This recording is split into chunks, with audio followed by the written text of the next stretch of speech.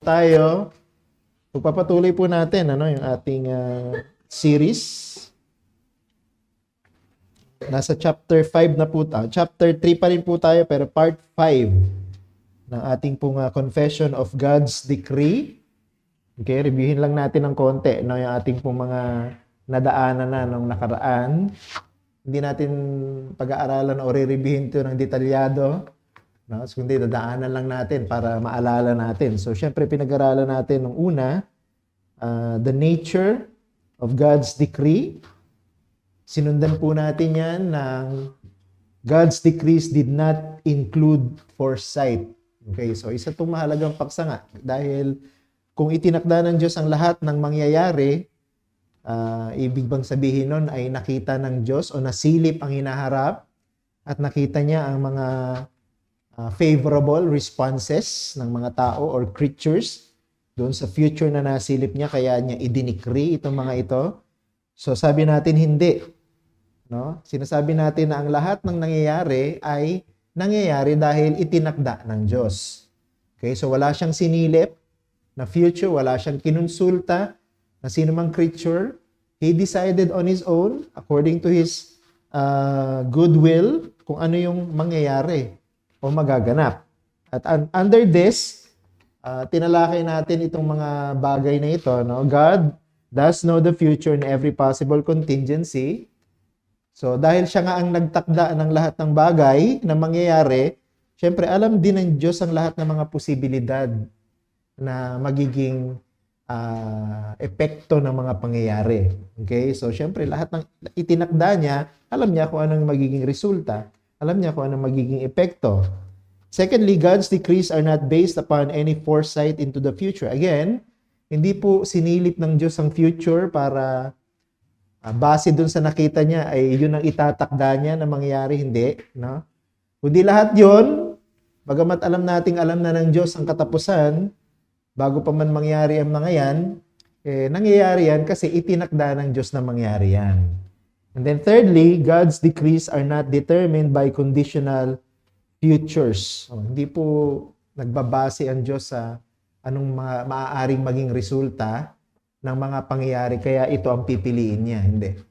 Lahat ng mga nangyayari ay itinakda niya, kasama na yung mga magiging resulta sa future ay magiging epekto. Di ba yung best example nga natin ay kay Joseph. Di ba? So, lahat ng nangyari kay Joseph, hindi yan epekto lang ng mga naging desisyon ng mga kapatid niya. Hindi, tinakda ng Diyos lahat yan na mangyari yan. Pati yung balak ng mga kapatid niya na siya'y saktan, patayin, hanggang sa nagbagong isip, binenta na lamang para maging alipin, napunta siya sa Egypt, pinagbintangan siya doon, nakulong, nakalimutan, hanggang naalala ulit, hanggang sa naging second to the Pharaoh. So lahat po yan ay nangyayari dahil itinakda ng Diyos lahat yon na mangyari. Okay, sa lahat ng mga naging pangyayari sa buhay ni Joseph, magaganda at pangit, lahat yun, itinakda ng Diyos. Hindi dahil sa, siguro ganito ang gagawin ni Jose pag ganito ang nangyari, itong gagawin ko, o itong pagpapasyahan ko itinakda. Hindi po ganun ang Diyos. Okay, ang Diyos natin is soberano, alam niya ang lahat, at itinakda niya ang lahat ng bagay mula pa sa simula, sa gitna hanggang sa katapusan. Okay, so tutuloy natin. Paragraph 3 pa rin tayo. O paragraph 3 na tayo.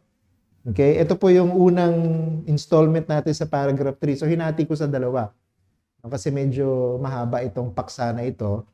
So hinati ko po muna sa dalawang bahagi. So yung unang bahagi, yung pag-aaralan natin ngayon. Nakasulat dyan, by the decree of God, for the manifestation of His glory, some men and angels are predestinated or foreordained to eternal life through Jesus Christ to the praise of His glorious grace. Okay, so ito muna ang pag-aaralan natin. And basically, nasa pangatlo na po tayo, no, na installment dito sa chapter na ito. At ito may kinalaman sa God's decrees included election and reprobation. Okay, so kaya hinati ko siya sa dalawa. No? So ngayong hapon, hindi natin pag-aaralan na masyadong detalyado ito. No? Masyado kasi itong mahaba. No? At yung iba dito, natalakay na sa Theotalk, no? Kung natatandaan ninyo. So, pwede nyo pong reviewin yun, no? Yung mga recorded natin sa Theotalk. So, ang unang installment natin, of course, will be about God's decree covering election. Okay, so, siyempre, titingnan natin the nature of election. Ano pa yung election? No? Hindi po ito yung pagboto natin ng mga susunod na presidente at senador at congressman, mayor. Hindi po yun ang tinutukoy nating election. No? Ano yung election na pinag-uusapan natin dito? Of course, ang election na pinag-uusapan natin dito is the sovereign prerogative of God to choose. Okay? So, ang Diyos ang merong soberano at karapatan na pumili o magpasya, lalo na sa eternal destiny ng kanyang mga nilikha. Alright? So, tingnan natin ang ilang mga bagay under the nature of election. Una, election is an active decree. Election is an active decree. Sabi diyan sa ating confession, by the decree of God for the manifestation of His glory, some men and angels. Alright? So, pansinin niyo po, sinabi natin active decree. Ano ibig sabihin ng active decree? Okay? Kasi meron tinatawag naman na passive decree. Pag-aaralan natin yon sa susunod. That has something to do with reprobation. But this one is active decree. No? So, anong ibig sabihin ng active decree? By active decree, we mean the direct involvement and benefit of God in the process. So, dahil pinag-uusapan po natin dito ay ang pagpili ng Diyos kung sino ang magmamana o magkakamit ng buhay na walang hanggan. God is actively involved in that particular decision. So, kaya siya sinabing active because God has to choose. God has to decide, no? Kung sino ang magkakabit ng buhay na walang hanggan. At sa kanyang decision o pagpili, kung sino ang magkakamit ng buhay na walang hanggan, mabibigyan ng luwalhati ang kanyang sariling pangalan. Alright? So, yun yung ibig nating sabihin na active decree. Kung hindi magpapasya ang Diyos, walang maliligtas. Okay? Lilinaw pa yan pag dumating tayo dun sa topic ng reprobation. No? Pero tandaan nyo na lamang po yung sinasabi natin dito. Kung hindi nagpasya ang Diyos, walang maliligtas kahit sa mga tao at maging sa mga anghel. Diba? So, yan po yung sinasabi sa ating confession. So, let me share with you some clarification. Una, God is directly involved in the choosing of particular men and angels. Meron siyang ginawang pagpapasya.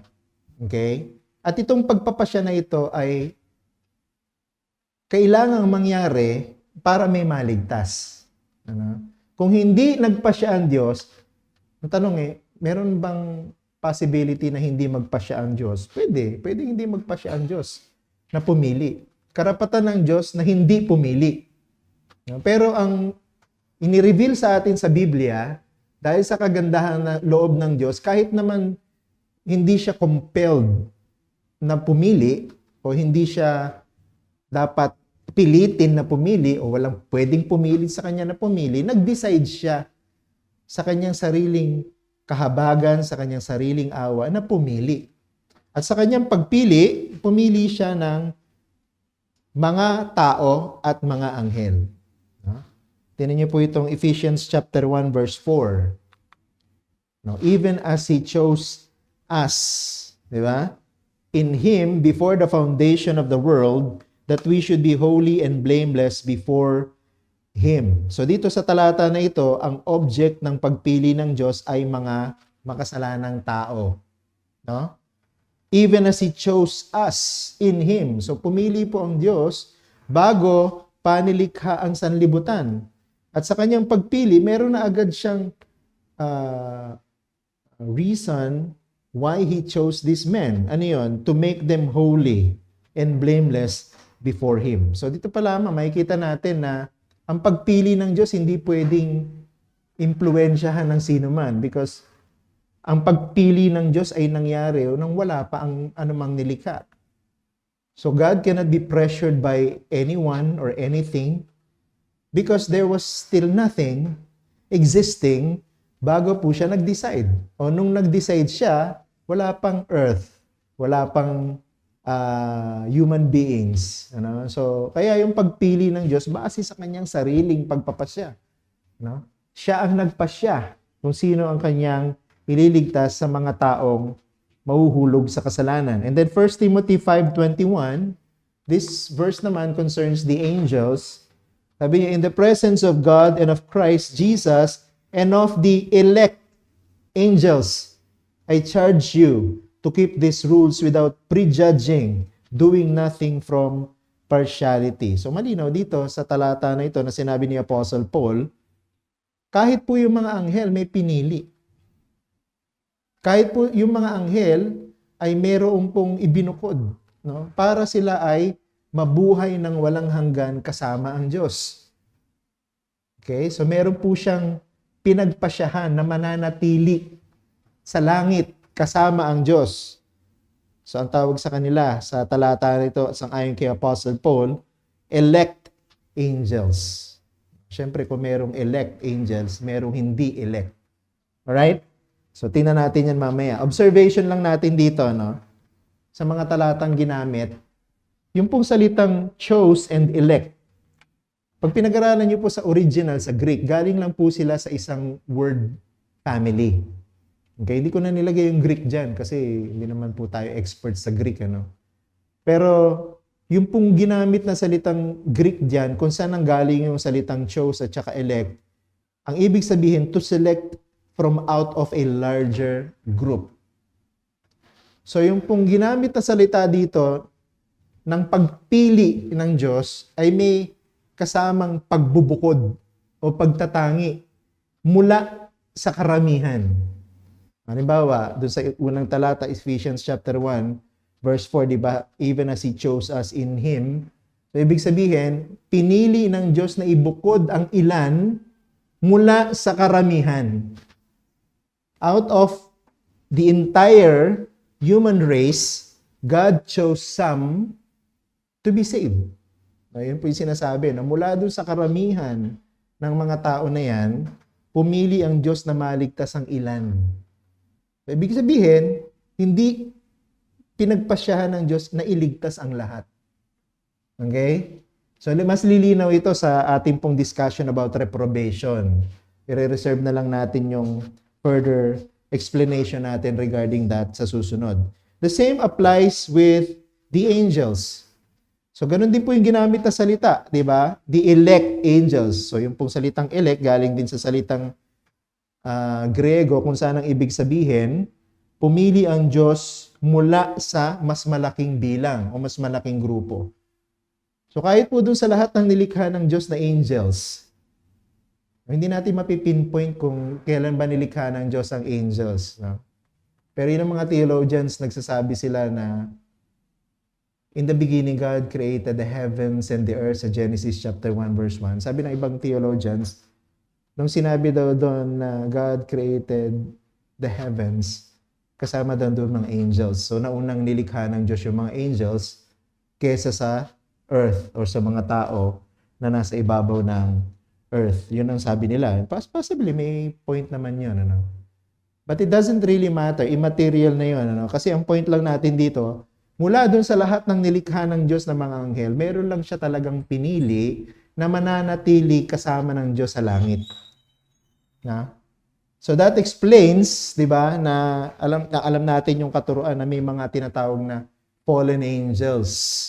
'Di ba? May mga anghel na nagrebelde laban sa Diyos. So kung ito ang tinuturo sa atin ng mga talatang ito na mayroong pinili ang Diyos maging sa mga angels, so that explains why may mga nagrebel. Okay? Ibig lang sabihin, they were not part of those elected by God.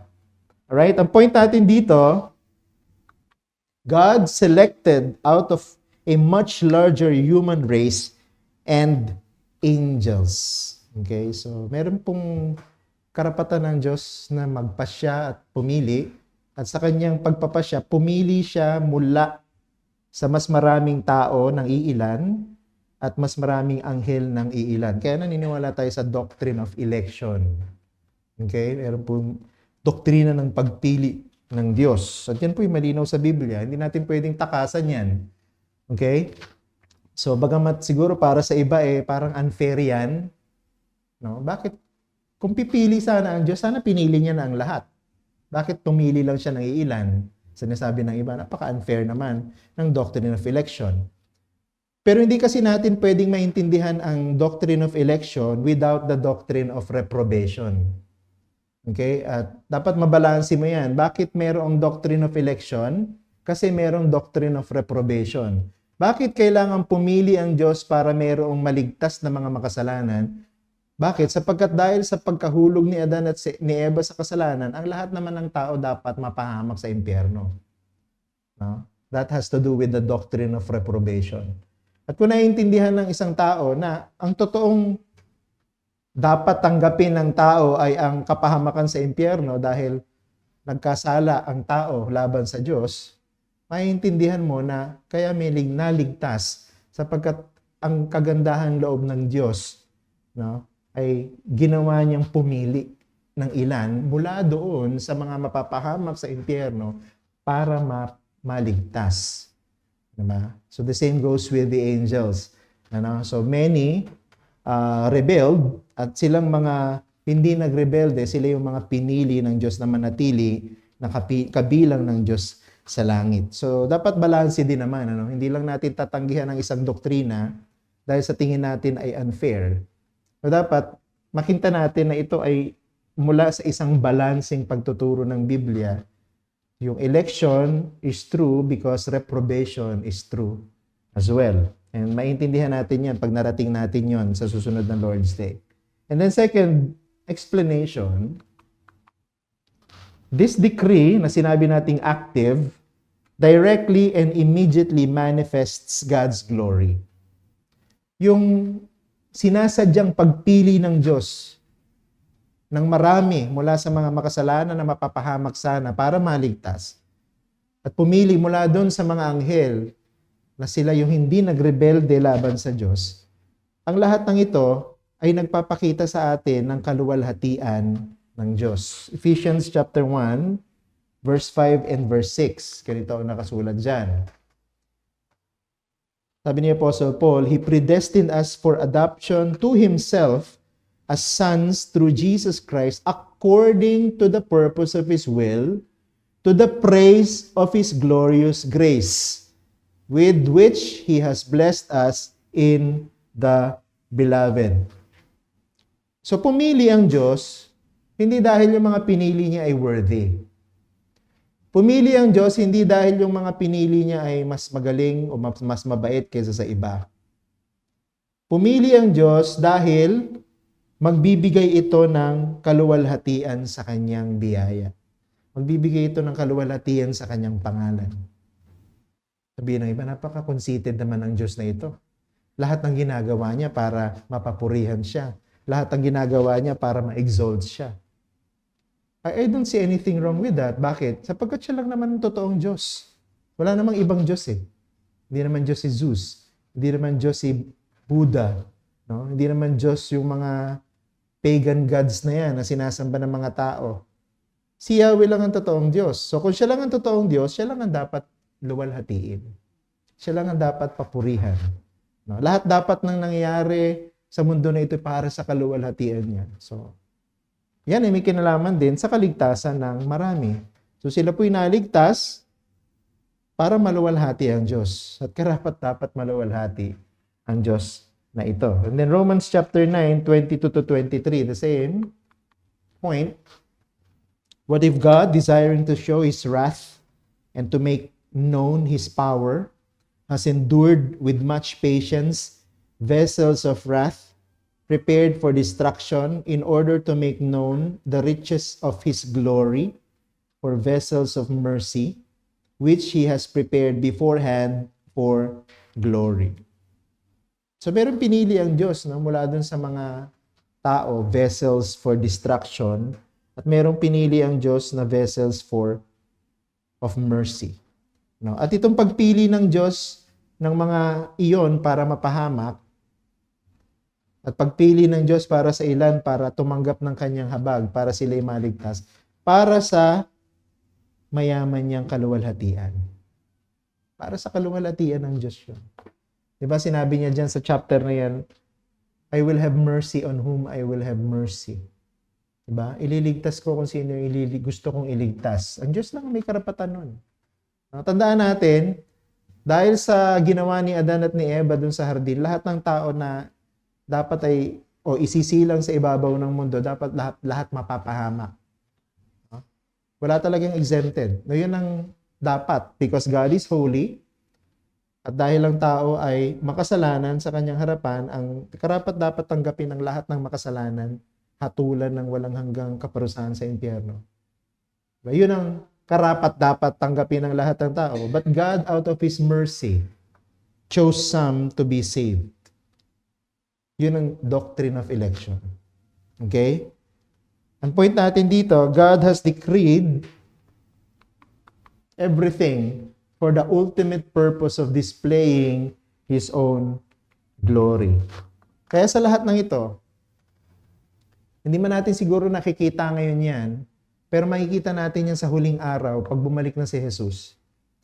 Pag hinatulan ng Diyos ang lahat, pag binukod na ng Diyos ang mga tupa mula sa mga kambing, pagka kinilala at ipinakilala na ng Diyos kung sino ang kanyang iglesia, kung sino ang lahat ng mananampalataya ni Jesus na tunay, kung sino lahat ang magmamana ng bagong langit at bagong buhay, bagong lupa, lahat yan ay magbibigay ng kaluwalhatian sa Diyos.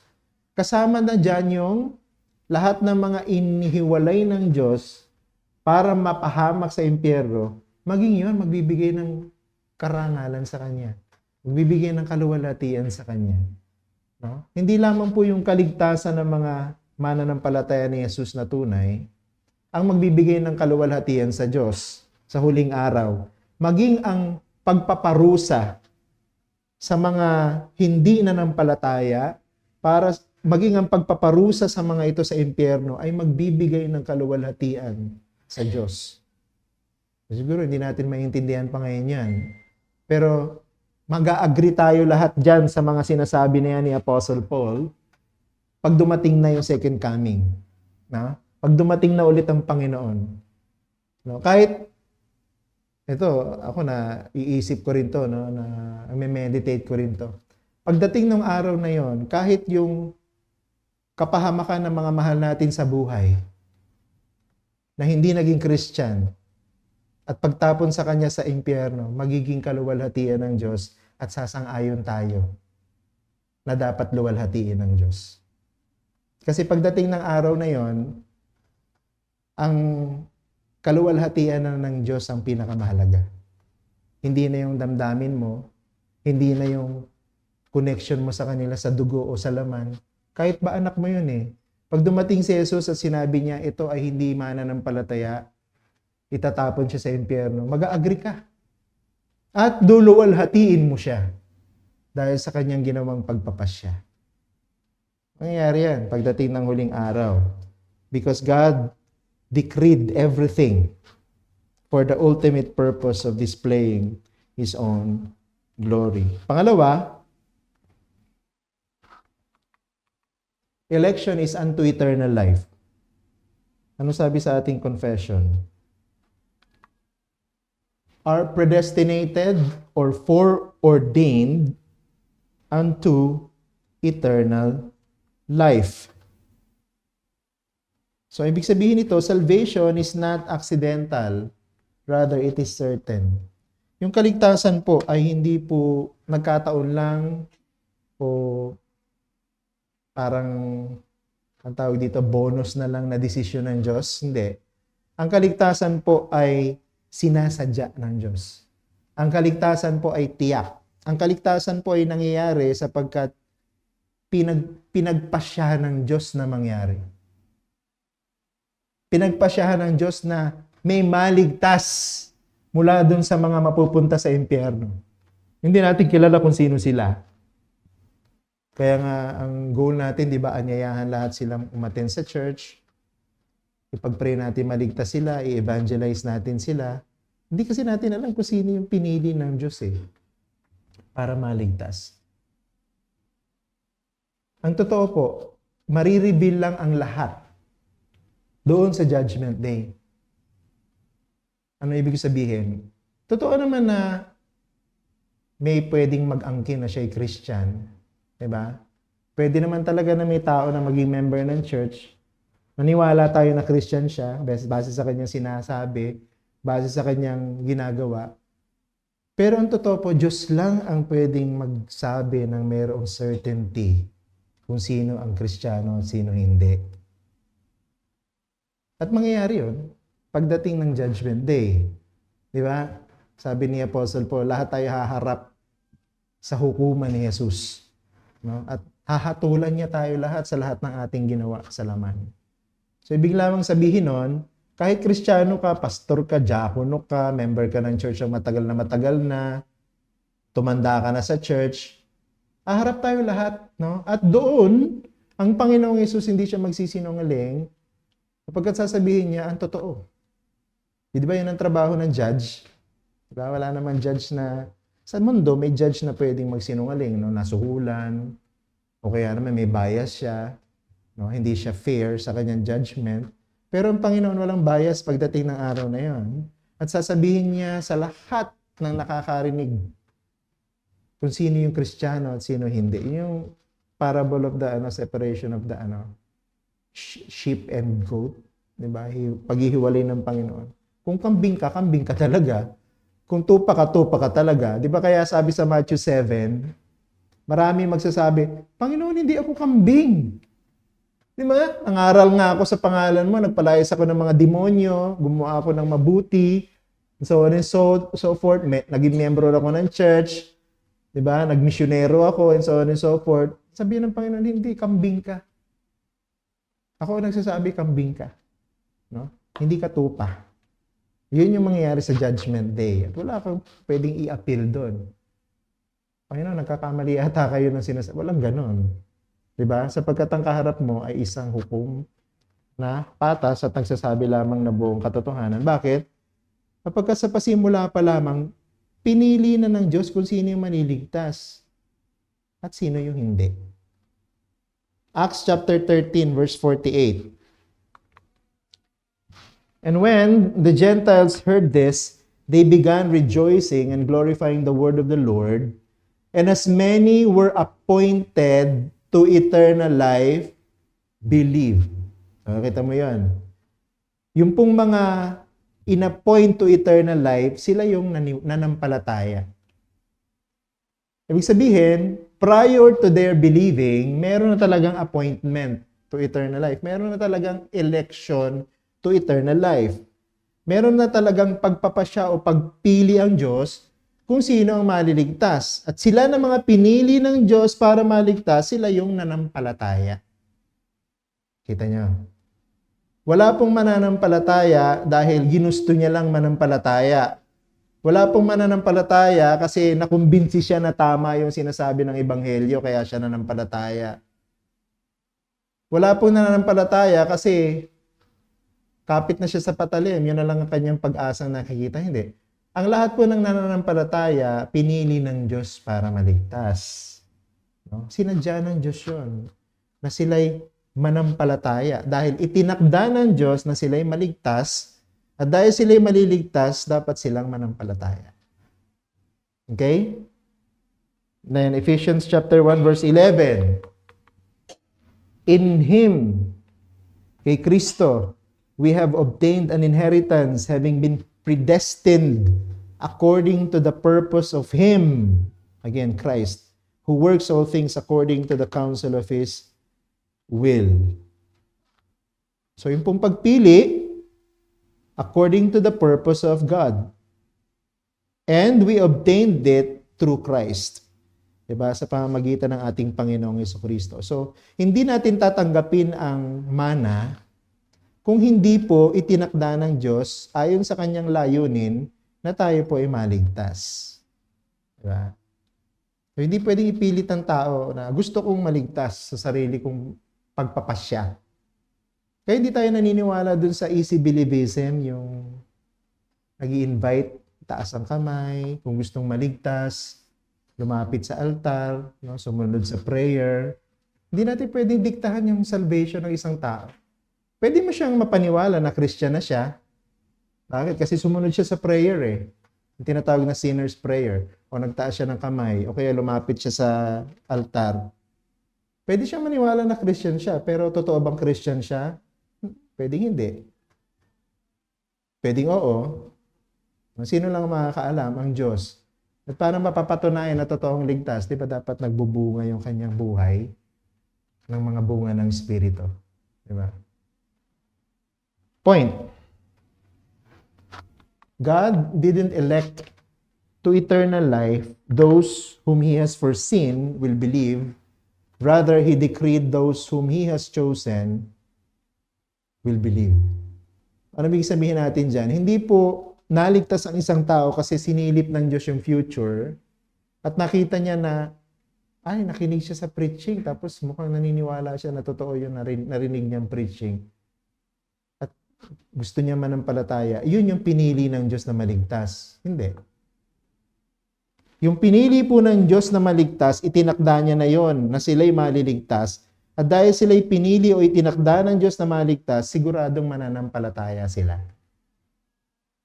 No? So, hindi niligtas dahil nakita ng Diyos mananampalataya ito sa taong 2025. Kaya ako siya pipiliin para maligtas. Hindi. Pinili siya ng Diyos na maligtas, kaya nung dumating yung 2025, nanampalataya siya. Nakuha niya? Nakuha niyo po yung pagkakaiba? No? Hindi po nagpa siya ang Diyos na piliin ng isang tao kasi nakita niya na mananampalataya ito sa future. Hindi. Kaya siya nanampalataya sa future kasi doon pa lang sa simula, bago pa nilikha ang lahat, pinili na siya ng Diyos na maligtas. Kaya ang trabaho natin bilang church, mag-evangelize, di ba? Kasi hindi natin alam kung sino yung pinili dyan. Pero wala po kasing mananampalataya na hindi nakikinig sa pangangaral ng Ebanghelyo.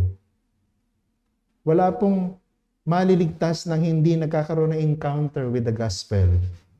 Kailangan niya itong marinig. Yung iba, nababasa nila. Yung iba, napapanood nila sa telebisyon. Importante marinig. Importante mapakinggan ang pangangaral ng Ebanghelyo.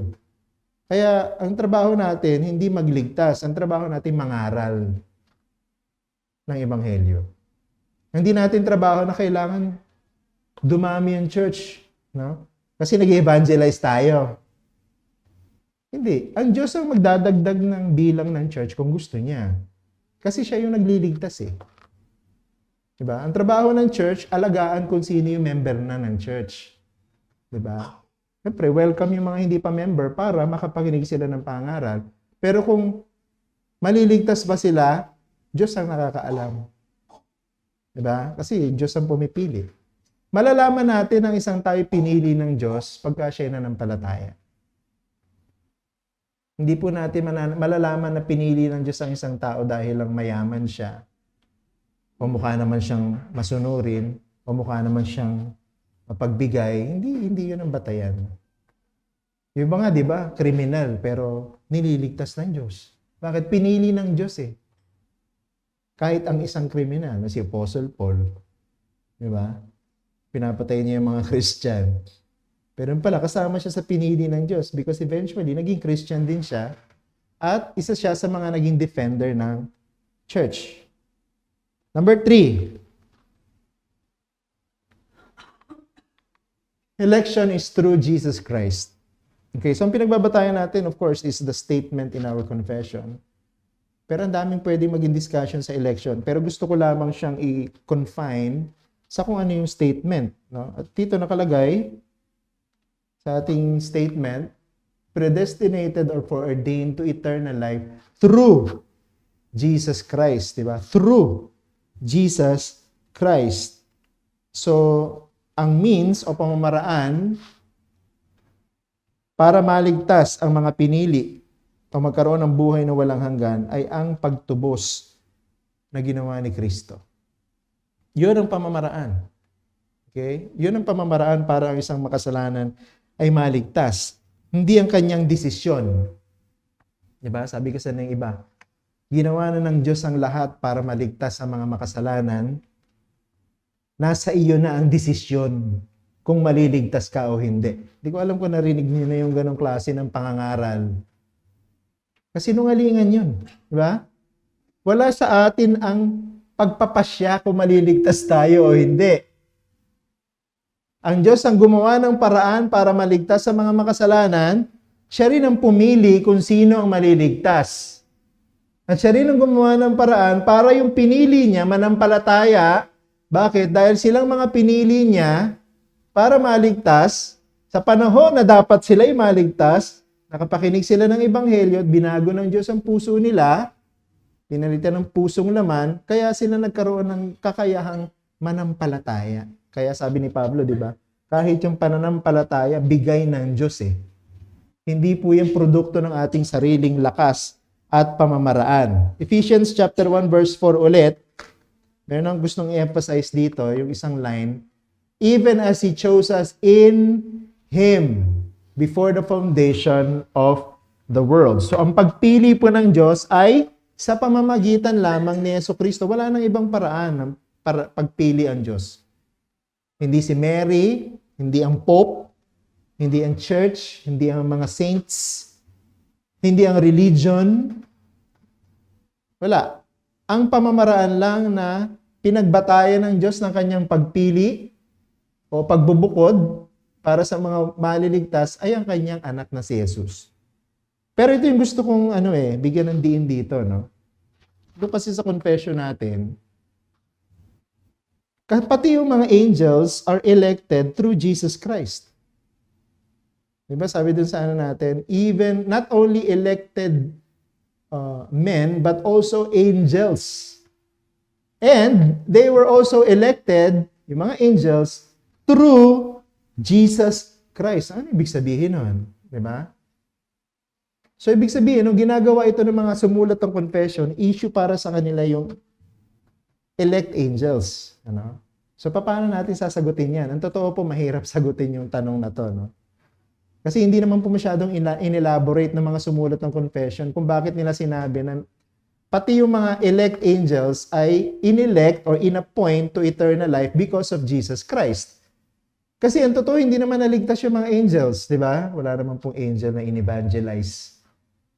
Wala naman pong angel na born again. Wala naman pong angel na nanampalataya kay Jesucristo. Wala. Wala po kayo makikita from the Old Testament to the New Testament. Wala pong ganun eh. Pero bakit sinasabi ng mga sumulat ng confession, even the elect angels were chosen or elected through Jesus Christ? Ang nakita ko lamang po na posibleng sagot dito yung footnote dun sa sinulat ni Rob Ventura na commentary sa 1689 Confession. Footnote po ito. Pero pwedeng magbigay sa atin ng konting paliwanag. Yung galing po ito hango sa sermon ni Benjamin Keach. Si Benjamin Keach po ay isa sa mga sumulat sa confession. Okay? At ito yung paliwanag niya tungkol sa elect angels, sa kanyang sermon number 8.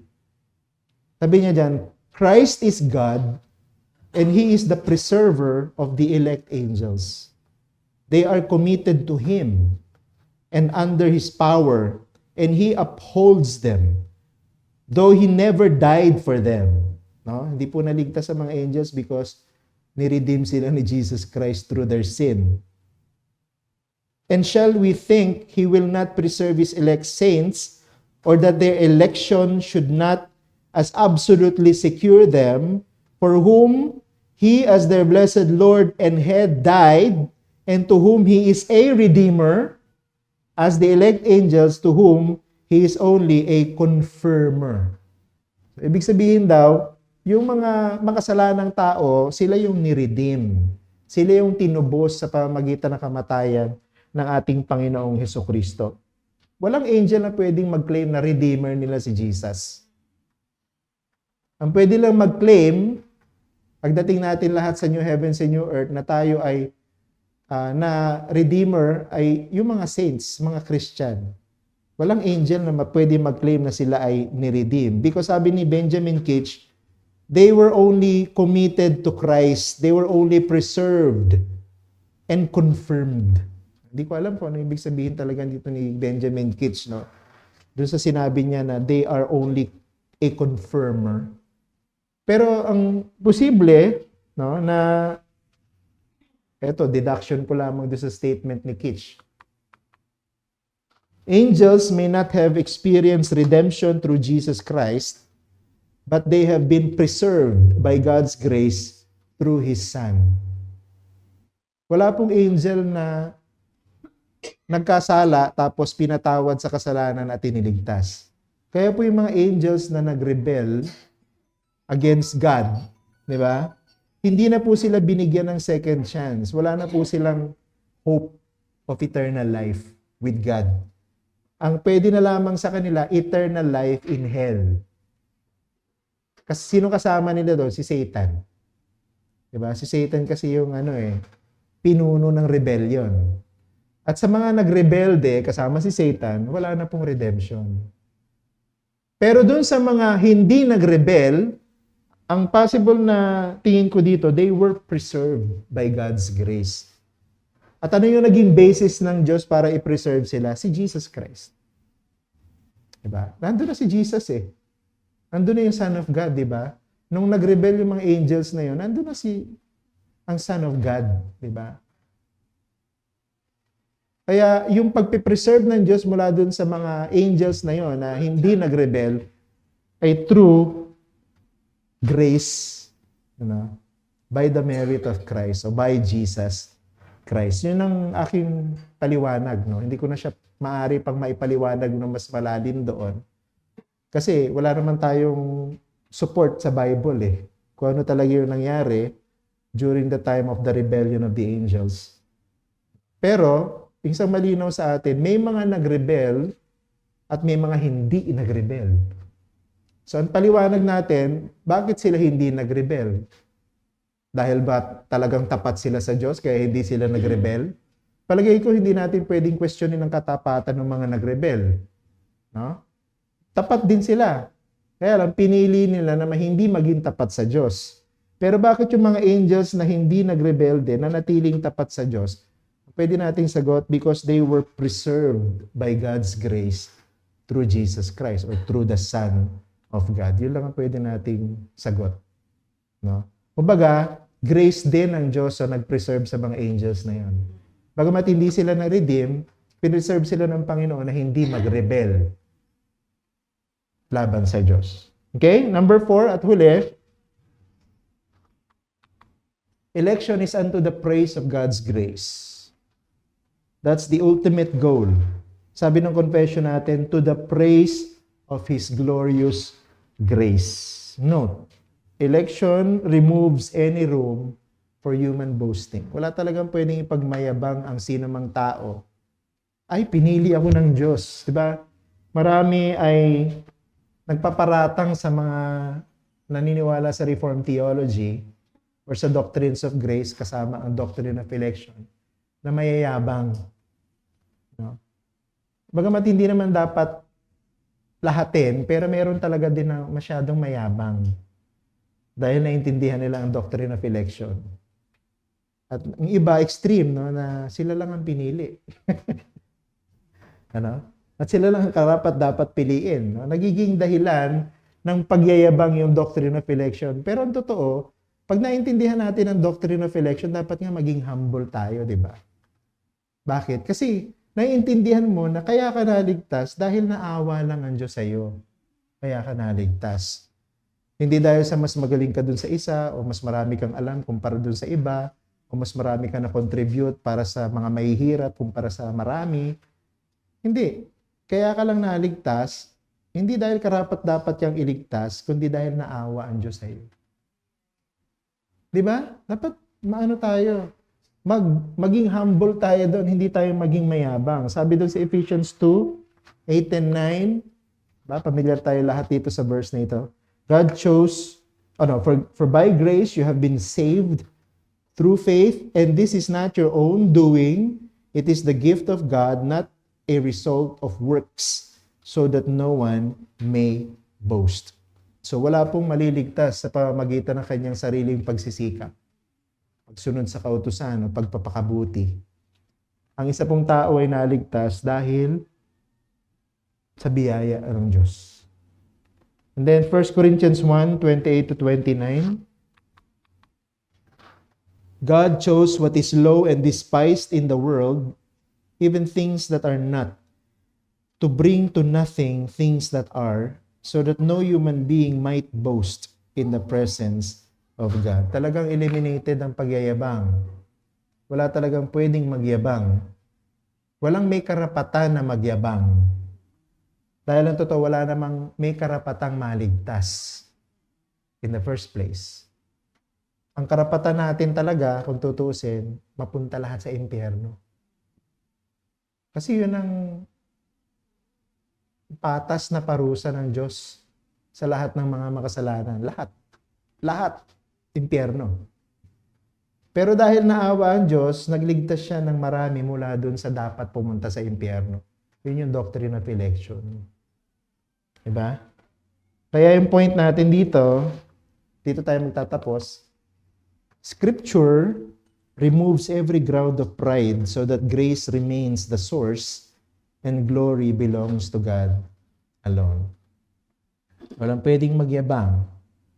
Ang pwede lang natin gawin, purihin ng Diyos dahil sa kanyang mayamang biyaya at awa sa atin at bigyan siya ng kaluwalhatian sa lahat ng ito. Okay? Question po. Yan muna natin tatapusin. So, kinonfine lang natin yung discussion natin ng election doon po sa statement na yan ng confession.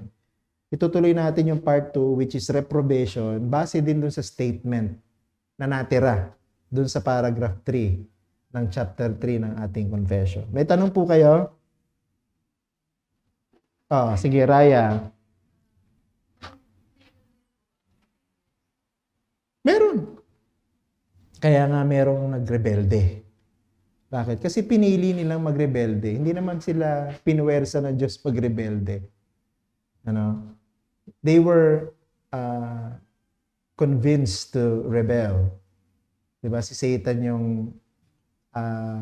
pinuno ng kasamaan. Siya yung author of sin, si Satan. At siya yung nagsulsul sa mga angels na ito na magrebelde sa Diyos. Kaya nga yung sinabi natin, yung mga hindi nagrebelde, pinreserve ng Diyos sa pamamagitan ng kanyang biyaya kay Kristo Jesus. At yung mga nagrebelde, pinagpasyahan nilang magrebelde. Sila yung nag-decide na magrebelde. Kaya hindi pwedeng sisihin ng Diyos kung bakit merong mga anghel na nahulog sa kasalanan o nagrebelde. It was their own free will. Ang Reformed theology, naniniwala naman tayo sa free will. Hindi totoo yung sinasabi ng iba na hindi tayo nagtuturo ng free will. Sabi kasi ng mga Arminians, hindi daw tayo nagtuturo ng free will. Kasi ang mga tao daw parang robot. Ang Diyos daw ang nagpapasya sa lahat. Dahil nga sa sovereignty of God, ang Diyos ang nagpapasya ng lahat. Wala nang kalayaan ng tao na magpasya para sa kanyang sarili. Hindi totoo yun. Diba? Ang tao ay nagpapasya ayon sa kanyang sariling kalikasan. Ano ibig natin sabihin? Ang mga tao na nanampalataya sa Panginoong Hesukristo, binago ang kalikasan. Diba? Binago ang puso, binigyan ng pusong laman. Kaya sila ay nagpasya na manampalataya. At yung mga hindi nananampalataya, sila ay pumili na hindi manampalataya dahil sa kanilang kalikasan. Bakit? Nananatiling bato ang puso. Hindi naman sila na born again eh. Diba? Kaya yung pagpapasya nila, malayang pagpapasya. Kaya lang, ang pagpapasya nila, nakakiling sa kasalanan. Dahil yun ang kanilang kalikasan. May free will. The same goes with the angels, di ba? So nagpasya sila na magrebelde. Walang pumigil sa kanila, walang pumilit sa kanila na magrebelde. They decided on their own free will. Kaya may free will sila. I believe they have their own free will. No? Kaya kung meron mang dapat sisihin sa kanilang pagkahulog, sila. Hindi ang Diyos. No? Iba kasi yung case ng mga angels kaysa sa mga tao, di ba? Yung mga angels, wala naman silang kasalanan eh. Tao, makasalanan na nung tayo iniligtas eh. Pero yung mga angels, wala naman silang kasalanan eh. Holy nga sila eh. Di ba? Perfect sila. Much more, naging mabigat yung kanilang decision na magrebelde kasi wala naman silang kasalanan. Di ba? Pinili nila yun na sila yung magrebelde sa Diyos. That's why God is just in condemning them, diba, to perdition. Oh. Question pa?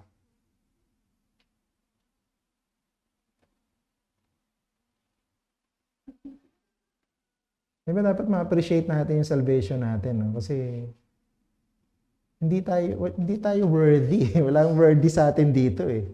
Sabi nga ni John Newton, may ilang bagay siyang ikakagulat pag dumating siya sa langit. Sabi niya isa, magugulat ako na yung mga inaasahan kong nandito, wala. Yun yung una daw na ikakagulat niya. Pangalawa, magugulat daw siya na pagdating niya sa langit, makikita niya doon yung mga taong inaasahan niyang hindi pupunta sa langit, pero napunta sa langit. Yan ang pangalawa.